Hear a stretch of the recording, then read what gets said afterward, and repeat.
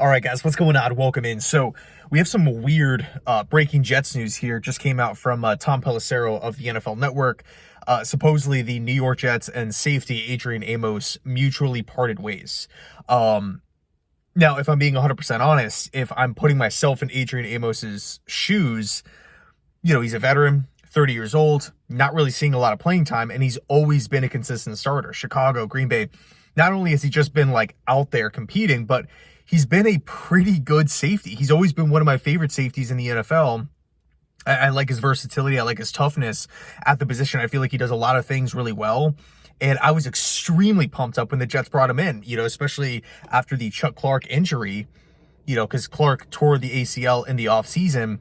They quickly pivoted and brought in Amos. I was thinking, like, awesome, this is going to be sweet. Now, obviously, like, the defensive system that the Jets run is different than, you know, what he's been running in Green Bay. But still, I felt like this was a nice acquisition, a nice addition that the Jets made.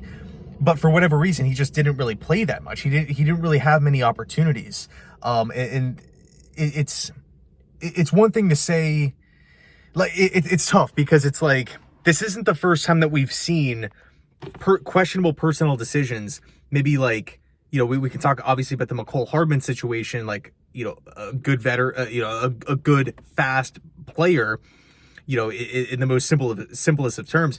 A player that I felt like could have benefited this Jets offense just didn't see time on the field to make an impact. Now, I don't really know the reasoning why, right? Was it something happening in the locker room? Was it just coaching, maybe ineptitude? Was it a coach decision that he feels like there's other players on the roster that are better? But that was obviously a big question mark to begin with, because obviously we're not getting a ton of production. It's not like we're, you know, the Jets are rolling out an offense like the Cincinnati Bengals, and we just don't have, you know, we have too many wide receivers and there's only one football to go around. It's not really like that. We were struggling massively and he still wasn't getting in the game. You know, you can kind of point to, you know, a couple different scenarios as well. Personnel decisions that kind of make you scratch your head.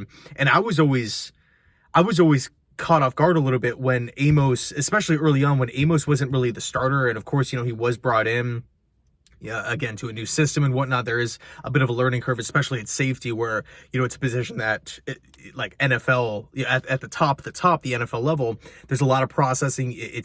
There's so much of a mental aspect to playing the position at a high level.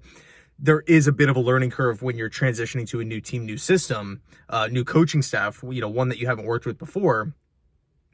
But even with that said, I felt like Amos should have been maybe out there a little bit more. But at the end of the day, they're parting ways. And, you know, I still love Amos. I'm still going to sit here and say he's a good player. I hope he lands on a good team, and I'm sure he's going to get an opportunity elsewhere, right? He's going to land. I mean, I was talking to my brother, you know, 2 minutes ago about, you know, because he's a Bills fan, talking about the Buffalo Bills defense and stuff. And he said, hey, I would love to have him aboard.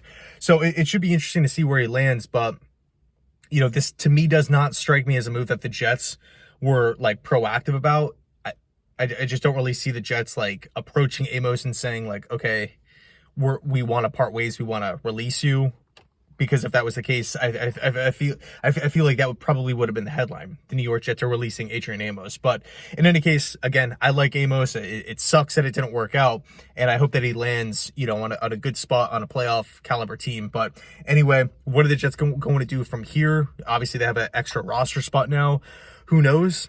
I don't know if they're going to sign somebody like a Lyle Collins and stuff like that. Kind of feels like too little, too late. I don't know what the Jets are going to do. I don't know what Joe Douglas has planned.